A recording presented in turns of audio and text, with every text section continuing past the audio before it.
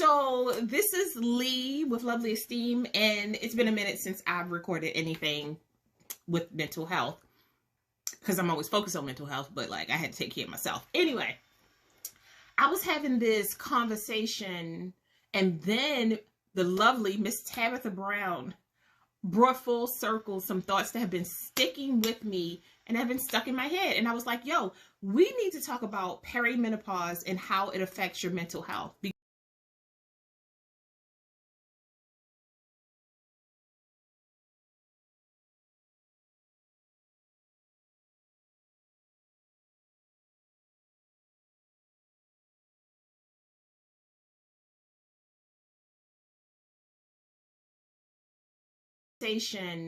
And then the lovely Miss Tabitha Brown brought full circle some thoughts that have been sticking with me and have been stuck in my head. And I was like, yo, we need to talk about perimenopause and how it affects your mental health. Because I think that when we talk about menopause, we kind of group everybody together. And I know culturally, if we're going to talk about perimenopause, I didn't even know who the fuck Peri was or why that bitch was walking around in my life until I want to say maybe 4 years ago, because we never talked about perimenopause. We talked about menopause, but that was even minimal, right? Like we didn't talk about the full effects of menopause depending on the family. Like sometimes you just made the assumption that your auntie or your grandma was always this cranky, always this tired, always, you know, this irritated, or had that kind of anxiety, or they just were like, were not pleasant to be around because you didn't understand it. They were always fussing about something or always trying to figure out ways to not be hot. I don't know how many times you've been around a woman in your family and they were just always hot. And you're like, yo, it is so cold in here. I don't understand. I understand now. Okay.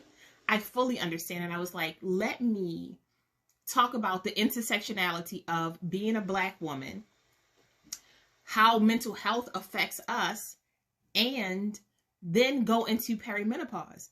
And I want to say that for both perimenopause and mental health, a lot of the conversation that we need to have is around the secrecy, right?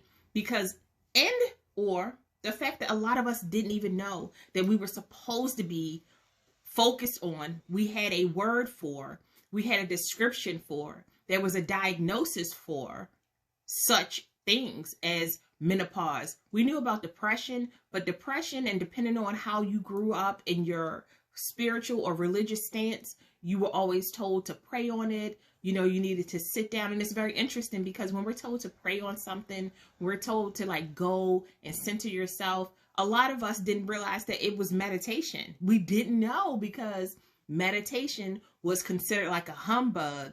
Oh, you're trying to do some of that hippie shit. And I promise you that a lot of hippies probably are a little more relaxed than some of us was sitting in them pews trying to figure out why we were sweating profusely and couldn't get our shit together, or how come the music was too loud, or the children were too loud, or people were touching you. How come I can't take my coat off? And then you did the hokey pokey with your clothes. You had to take your jacket off, but you couldn't take your shirt off because you was in church, and you probably couldn't take your jacket off because then somebody would look at you. Sister Walona over there flirting with my husband. No, bitch, I'm having a hot flash burning from the inside out, and I can't figure out how to fix this shit. And you think I'm flirting with your little nasty husband? I don't have time for it. I really don't have time for it. So I was like, let's look at, and I wanted to pull up some information, pull up some articles, and just really read some symptoms, because I was like, yo, let me first pull up the symptoms, just standard symptoms of perimenopause. Let's just go with the regular shit. We're not even gonna go. Whew, let's go with it. Okay.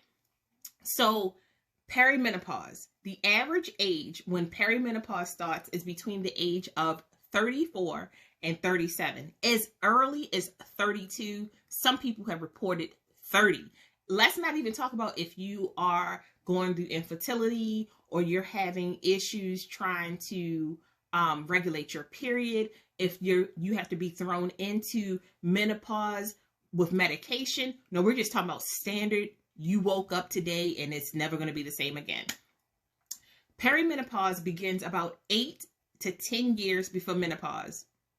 If you start going through perimenopause at 32 and by 34, you're still having your period, that means that you could literally just have hot flashes for 15 to 17 years. I said, y'all have lost your mind. Symptoms, mood swings, mood changes. We kept thinking, some of us think to ourselves that it just means that your auntie is manic, right? They're like swinging high, then swinging low. They might be bipolar, right? Because that's what we're told as we get older. Oh, they're just bipolar. It may not have even been a mental health issue per se. It could just have been that their bodies were going through the change. A change in sexual desire, a loss of libido, or you could go the opposite way. You could now look like one of those cats in heat. First off, what you're not going to do is have me out here in the wild backing it up just for anybody. It's crazy. Trouble concentrating, focusing on a particular book. You were looking at a movie, you're no longer interested in it. You were looking at a report, you're no longer interested in that report, or you can't figure out where you were. You've read the same paragraph 3-4 times. What the fuck am I supposed to do? Headaches. Even from my own point of view, for so long, I just made the assumption that my head hurt because maybe it was too much dust in the house. Maybe it was allergy season. Maybe I was catching a cold. I went to sleep too early. Maybe because I ate that cookie at 7 o'clock, I have a headache. Maybe I didn't drink enough water. Maybe I had too much salt when I ate, but I ate at 7 o'clock. Then I drank 4 cups of water, and now all I'm going to do is pee all night. Maybe I didn't get enough sleep. That's part of it too. Night sweats. Like when you literally feel like you are doing the hokey pokey. I put my left foot out. I bring my left foot in. I put my left foot out. I flip the covers. Put the covers back on. Flip the covers. Put the covers back on. That's not the excessive part of it. Maybe you are having hot flashes, which is different than night sweats. Because night sweats are happening at night. Hot flashes happen 24/7, 365. It don't give a fuck what you got planned, how much silk you have on, the terracotta dress. It doesn't care. You just got your hair done. Congratulations. You're going to need to lay this back down. You may feel like you should strip all the way down, and then 5 minutes later, you'll be cold. Vaginal dryness. First off, what you're not going to do is have me sweaty with a headache, mood swings, and my vagina wants to now turn into a desert, the Sahara? Mother Nature, you be ready to tussle, and I be trying not to fuck with you. Trouble sleeping. I feel like I've had trouble sleeping since I was born. But hey, could be me. But the trouble sleep is that if you find yourself waking up at the same time, 3:30, 4 o'clock, and at first I was falling into this whole like, if you wake up this time, it means the spirit's touching you. It is a spirit. Her name is Peri, and she is a fucking bitch, and she wants to make sure that I know that she's in control of my life. I told her, I've already given my soul over to you. All you got to do is be kinder to me. Like, why are we living this kind of life? Or maybe you're having like joint pain, muscle pain, a frozen shoulder, trigger fingers. A lot of us have been typing, texting, moving, picking up things, and you think, oh, that's the reason why this is happening. It could be a deficiency, bitch. I said I cannot. Heavy sweating. I already sweat like somebody chased me with a pit bull on a regular day. You mean to tell me I'm gonna sweat more than that? From my crotch and I am already fighting to keep this satin, to keep this cotton, this rayon from giving me a contour. Going to the bathroom often. I mean, you feel like every time you turn around, you got to go. It's like every 15 to 20 minutes, but they're telling you to drink half your body in water, because if you don't, it means that your sodium is going to go up, and trying to pee out the sugar that you was trying to pee out, but you're trying to lose weight because your fat might pee out with the pee, but every 15 minutes, and now you coochie raw. Lord, somebody tell me what the fuck is happening. And that's just the beginning. That's just the beginning of perimenopause. We haven't even gotten to the good stuff, because there's other stuff. Okay. Just hold off. Just hold off. I promise you. It gets crazier. Oh, it's a wild and wacky time. Yeah. Okay, so we're back to talk about perimenopause. We're really bridging the gap between the intersectionality of how Black women present with depression and mental health disorders, how we present through perimenopause, and how we present through menopause, and the stigmas that are attached to Black women, and how we handle the secrecy, the miscommunication, the misdiagnosis, the false information that we're fed, and sometimes how our culture, our religion, and how our spirituality plays a part in how we're diagnosed and how we are able to age, and what aging gracefully looks like to some of us, right? Because shit, I'm 48. I feel like I'm aging gracefully, but I have embraced every year because I've watched so many people die who never made it to the next year. And so aging doesn't scare me yet. I haven't reached an age where it scares me yet. So we're going to get back into the symptoms of perimenopause, because I really want to talk about the symptoms of perimenopause, then menopause. Then we're going to roll around to what depression looks like in some of the articles that I've read, because I like to be as factual as possible, because this shit it's really happening. I mean, it happens to all women, but I'm only speaking on a Black woman's perspective because that's who I am, and I don't want to make the assumption or speak for other people. Let me just say that. I know there was a lot of like, blah, blah, blah. Get to it. Okay, so you can have PMS-like symptoms, but you may not have a period because, you know, irregular periods, or you may have a period for 2 days, or you could have a regular period. You could have a 10-day period. You may have a period that comes every 2 weeks. Get it? Irregularity.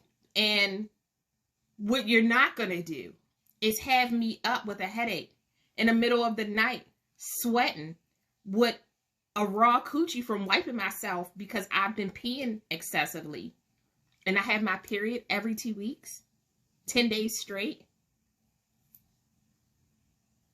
Nobody checking me for endometriosis. Nobody checking me for fibroids. Nobody making sure I know cancerous cells.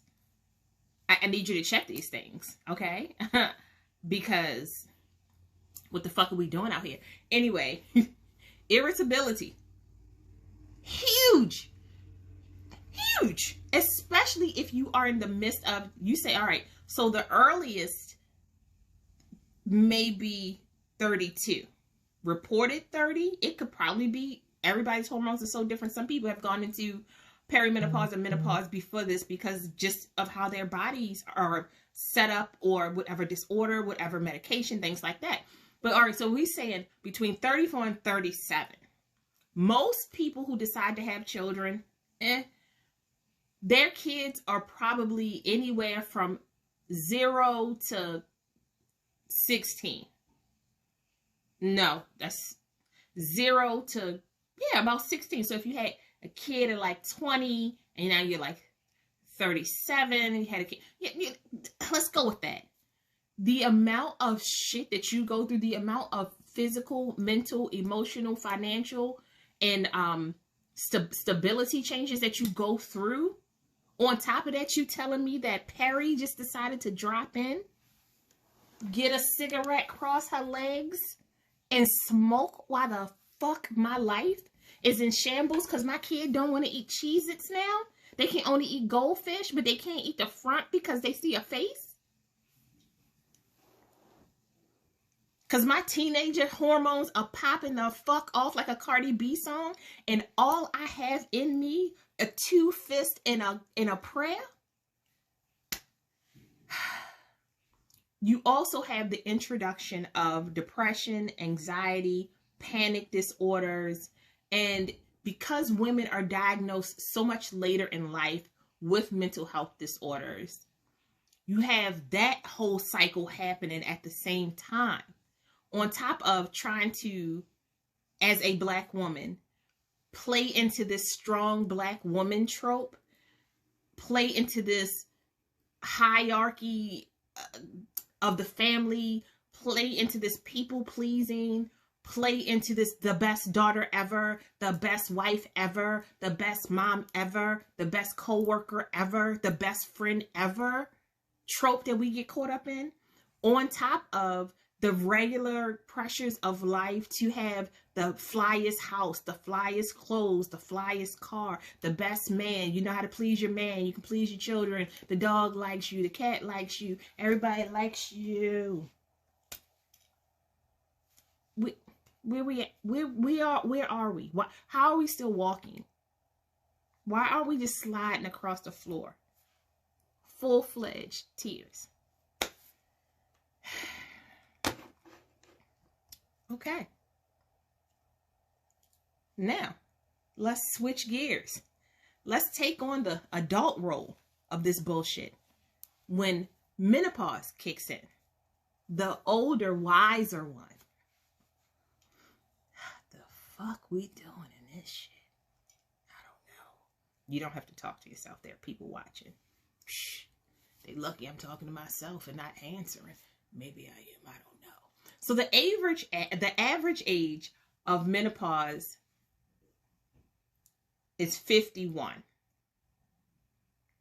You could start sooner or later, depending on your health, your genetics. Are you on medication? Are you on birth control? Are you pregnant? Because now people are saying they're getting pregnant later on in life. So the transition of menopause usually starts like in your mid-40s. That's the average. We haven't even talked about Black women and the intersectionality of how trauma affects how our bodies grow, how our bodies mature, how our organs are affected by the stresses of life. So a whole nother topic, right? So we're going to just go straight down. I'm going to try not to get sidelined, but some of these make me like to talk about a couple of these things. Hot flashes. Okay, so we had that from perimenopause. So that means that if we started at 34 and we're now 51, we're still into the hot flashes. But let's bring in the co-owner of that damn like symptom, right? Chills. So not only are we hot, just swing that motherfucker right over to the other side. And now we got the chills. Now we standing there talking to you, our whole body. We just cold. So now we like, can you give me my sweater real quick? Give me my sweater because I'm irritated. All right. I put my sweater on. I'm okay. Then a little trickle of sweat starts. I look crazy to you. I look like I'm having a mood swing. But really what's happening? Mrs. Menopause, she showed up having a party with my hormones. She listening to it, breaking it down. She want me to teach her how to Dougie. Sleep problems, mood changes, weight gain, and slower metabolism. I've already spent the last 452 business days trying to lose 5 pounds. I'm eating 1,200 calories. I'm exercising for an hour, 3 days a week. I hate everybody. I hate every touch, every feel. The fabric of my life is falling apart. And you mean to tell me that my hormones going to walk up in the house, say what's up, sit on the fucking couch, eat, and fall asleep while I'm exercising?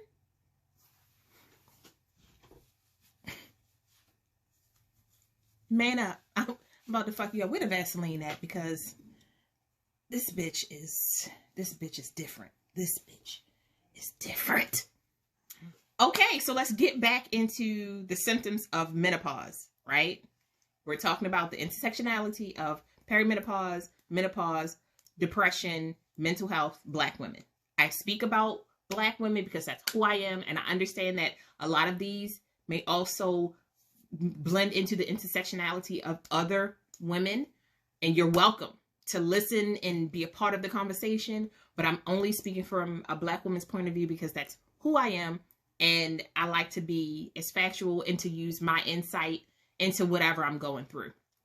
So, thinning hair and dry skin. The culture around Black women in their hair, the amount of pressure, the amount of acceptance of your hair texture, long or short, the length, the amount of pressure depending on where you live or who you're around to have a particular style of hair, the amount of conversation and laws that have to be passed in order for you to have your hair, to then as a woman have that be one of the top valuable things that you have to start thinning, on top of, in a lot of the Black culture, having supple, soft skin, having luscious skin, having youthful skin, and already dealing with, the tripod that is your face, the dry Vaseline, just acne, a loss of breastfulness. Peri and Menno, Miss Menopause, ma'am, Queen Menopause, ma'am. I breastfed 3 children, and I'm here to talk to you about the fat that you're going to take from my titties. I have fat in my stomach you can have. I'm willing to give up some thigh meat, but the fact that you want to take away the long slope that I already have and not replace it with anything plentiful.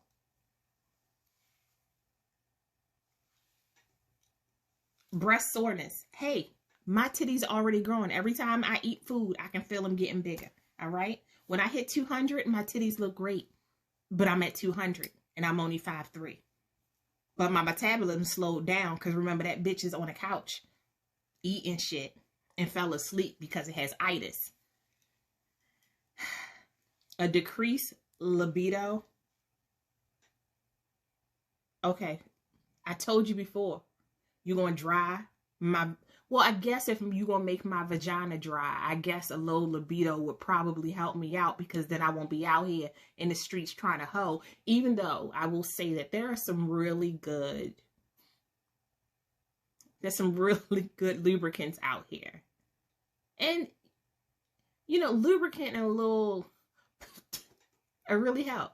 Stimulating somebody's mind. And she could be going through a mood swing at the moment, but she might swing back over to you. I don't know. A burning mouth. I am already irritated. I'm already saying things out my mouth that is about to get me just backhand by my grandmother. Backhand by my best friend. You want my mouth to burn? You already said that menopause can change how things taste, and you want my mouth to burn? You already said that menopause, and let's go back, perimenopause, can change the way shit smells? Bad jewelry smells like garlic to me now. I can smell prefabricated wood from the back of a truck. Acne. I spent my teen years being bullied, talked about. I had the plan. My mom couldn't afford to pay rent, but she trying to get me an acne plan. And you mean to tell me that in my 30s and 40s and 50s and 60s that you're going to put a zit on my face, you're a motherfucker. That's what I'm telling you are. Digestive issues. So my metabolism's fucked up. I'm gaining fat like water coming into my house because my window's not well. And now my food can't go down the right way. Now I'm eating too much fiber, not enough fiber, enough vegetables, not too much vegetables because I might have gas. I can eat chicken on Tuesday, but on Thursday I can't eat chicken no more. I can eat shrimp, but what about my high cholesterol? I gotta think about that. Can't have salmon. Might be able to eat cod. Oh, I haven't shit in 3 days. Let me take some Metamucil. Everything's all binded up. No, but drink water. Raw coochie up in the middle of the night sweating.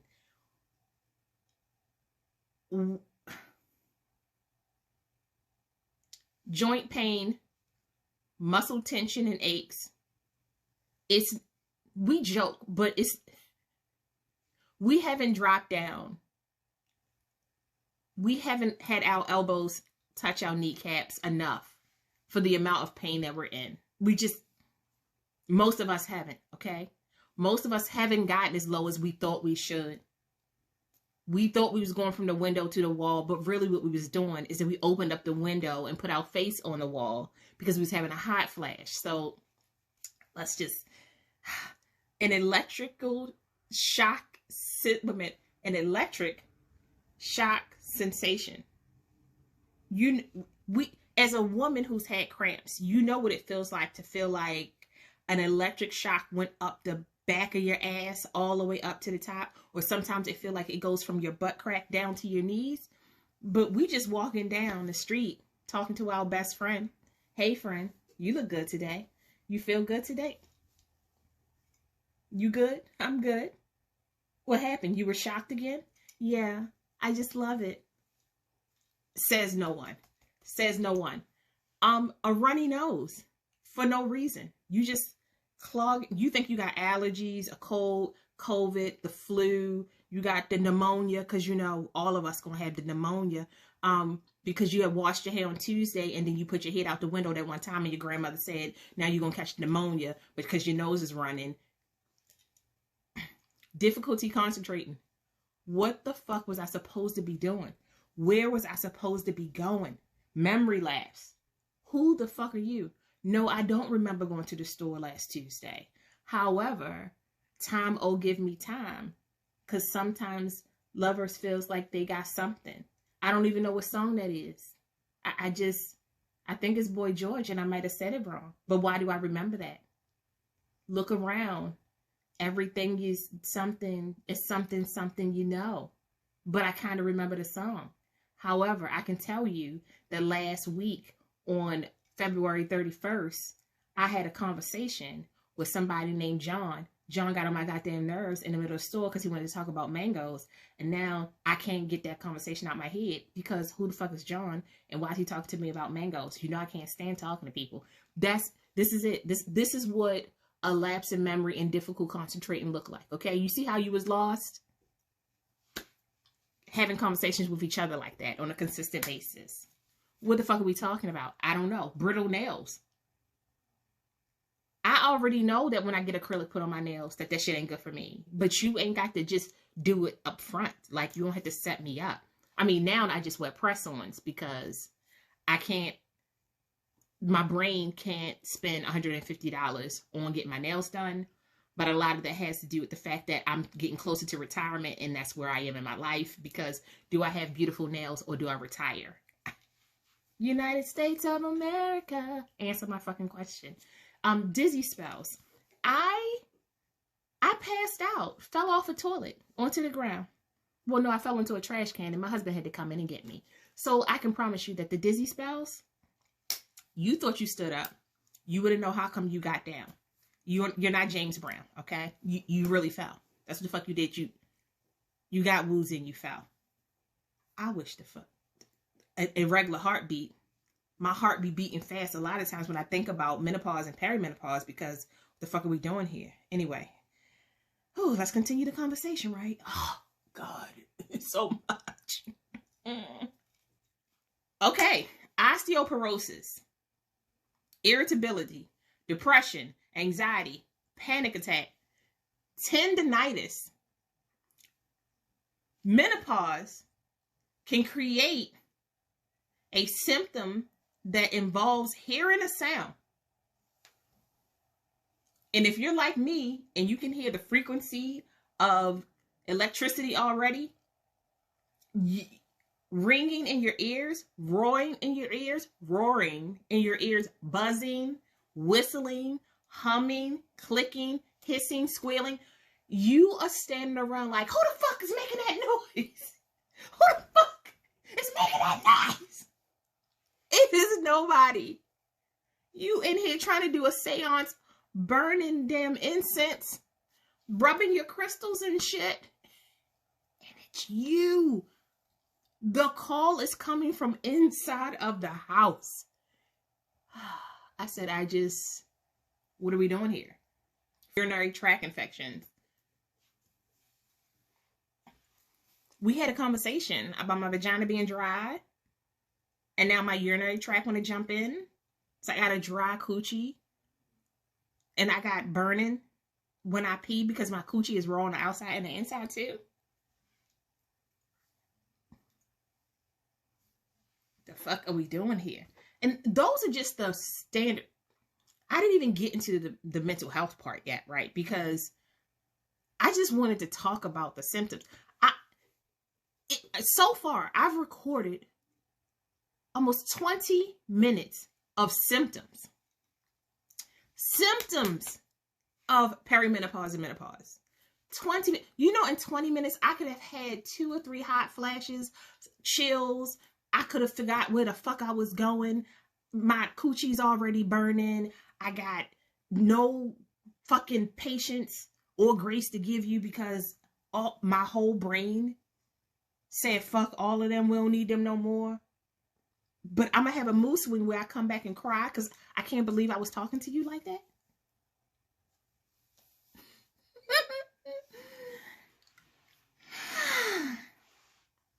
Okay. So what that really made me do was it made me remember. I remember the HuffPost had an interview with Miss Laura Carlson, and I believe the other lady's name was like Miss Megan Watson. I had to pull it up. And they were talking about what depression looks like in Black women, right? And Miss Lauren Carson, who is the founder of Black Girls Smile, is a nonprofit organization whose mission is to support the mental health of Black young women. And then Miss Megan Watson, she's the founder of Bloom's Psychology and Wellness, and she's the founder and clinical director of SAID in Toronto. And they were having this conversation about what mental health looks like to Black women because they do a lot of work within the population. And they were talking about this people-pleasing,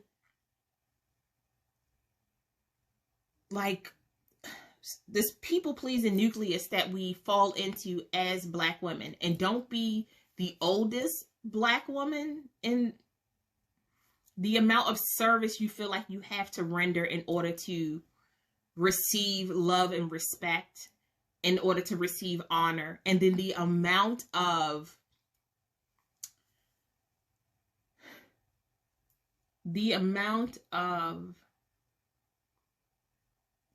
disdain and impatience and the lack of grace that we have because we've lived this life of service in order to receive love, because we've in some instances had to become the second wife or the second mother, because of some instances we had to become the caregiver or the caretaker, because in some instances we had to become the president solely because nobody else wanted to step up or nobody was there to step up, right? So then you have all of these attributes that you kind of start throwing in onto yourself, right? One of my girlfriends, Miss Erin White, who has a wonderful business, I'll tag her in this, where she really talks to entrepreneurs to teach them how to become fully themselves as Black people within the corporate setting and also in the entrepreneur setting. She was talking about self-worth, self-acceptance, and self-esteem, and just how those things are so different, but we all kind of group them together. And what a lot of the studies have shown that Miss Watson and Miss Carson were talking about was saying that Black women have this innate way of blaming themselves and criticizing themselves for not being 100% at all times, right?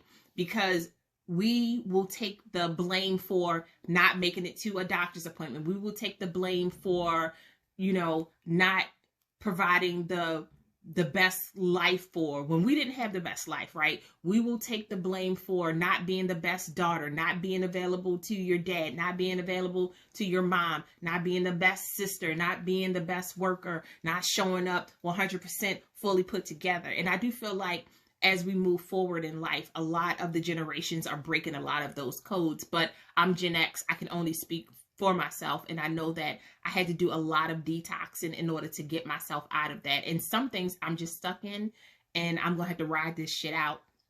But when it comes to depression and Black women, a lot of the times it can look like we're always available, we're always trying to help, we're always trying to fix things, we're always coming up with a solution, when the truth is we're not trying to come up with a solution for you. We're just trying to figure out how to get this one task off our plate. And what that does is that it means that in order for me to get this task off the plate, I'm pushed to the back burner. I don't even have a plate. I'm just eating out of a mug because I need to make sure that all those plates are given to somebody else so that they can handle it and that it's done correctly so it's not returned to me. But a lot of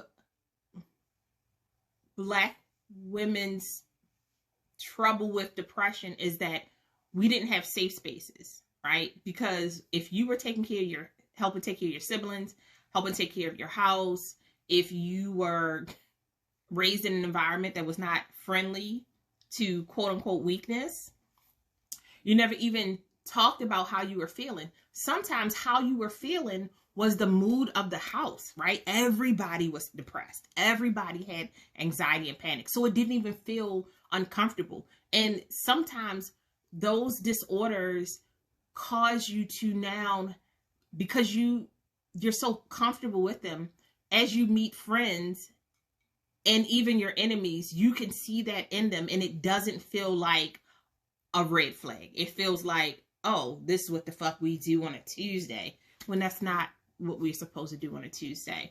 The article also referenced, you know, a lot of the strong Black woman trope, just this whole being resilient and being able to bounce back and never feeling pain and not, you know, and going through sadness, you know, that whole struggle love, you know, that I can be the best woman I can be while my whole fucking life is falling apart. I always envision that clip of Angela Bassett setting a car on fire and smoking a cigarette is how people really see us. Bitch, I'm in the closet on the floor with a teddy bear crying my goddamn eyes out. Now, when I come out of that closet, my makeup is fully done and I'm fully dressed, no wrinkles, my hair is done, because I don't trust you. I don't trust that what I'm feeling, you're going to be able to help me get through, because I wasn't raised to trust anybody, because I have to keep this on a hush. We don't talk about this in my household, so we're not going to talk about this in your household. And that intersectionality of symptoms and mental health is where I say we need to have so many more conversations, because whew, there's so much more to talk about. And we will. I promise you. I got a lot to say about this shit. I'm going through it myself right now. Like to hear it? Here it goes. What the fuck are we doing, Mother Nature? Okay, so at the end of the day, when we're talking about perimenopause, menopause, I want us to think about how we look at as Black women, how we look at mental health and how we are opening ourselves up to the fact that we are not lost, we are not alone, we are not empty, we are not cold. We are so compassionate and available and vulnerable. We are joyful people, but we also have some shit that fucks with us, and that life fucks with us the way it fucks with everybody else, right? On top of the fact that we have this constant intersectionality of the childhood trauma, the suppression and depression that we've all gone through, the distress that we constantly have lived in and continue to live in, which is different than the stressors that live within our organs, that live within our, way of thinking, how we plan life. I used to think to myself, especially as my symptoms started getting bad with perimenopause, I used to only plan out 3 years at a time, because the way the world has been set up, I wanted to, in my head, be prepared for any devastation that kind of came into play. Not that I can control anything, because I fucking can't, all right? Like, life gonna be lifing in such a lifing way that you will not be able to life. You cannot over life. That bitch is 100% 10 toes down. It is lifing, okay? And if you speak life, you understand life is lifing. The end. But when we are going to the doctors and explaining to them what we're going through, we say, hey, I'm having digestive tract issues. I'm waking up in the middle of the night all the time. And they start talking to you about high blood pressure and diabetes and what happens in your family. And when they say shit like you're just getting older, no shit, Sherlock. Congratulations. Ding-a-ling. You fucking won a prize. I know this shit, but it's more than just that, all right?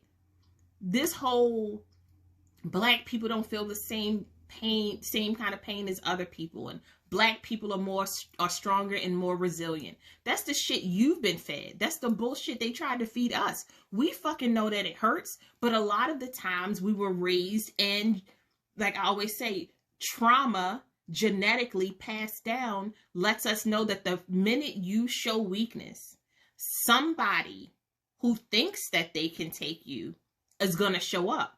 So we can't show you're uncomfortable. You will cry inside of your body before a tear drops. You will scream in your head until you pass out before noise comes out of your mouth. A lot of that was passed down to us. So what looks like strong and noble really is just our initial instinct to make sure that we are in a safe environment where we aren't going to be, admitted into the psych ward, where we're not going to be told that we're crazy, where our jobs are not going to be taken from us because you don't understand what we're going through, where we're not going to be called aggressive and, we're not at work being antisocial, where we're not using our inside voice, where we're, everybody else is allowed to scream at the top of their lungs when they're unhappy. But if a Black woman particularly raises her voice past a tone of people pleasing, have you ever seen a room shut the fuck down? That shit will... Well, I didn't think it was that serious. But this motherfucker was allowed to scream at us for the last 32 minutes. But the minute I say, can we please pull up the records, I'm aggressive, I'm going to need you to bend over and bite your own nuts, because I'm not going to do it. So, like, when you feel like you may be in a space where you're experiencing this, like, Black woman's superwoman construct, and I love it because I was reading an article from the National Institute of Health. They did a study, and it was so interesting because I'm actually pulled it up to look at it, because it was so interesting to see it. The reference point, there was 38 references that they needed in order to complete this particular article that they did about Black women, right?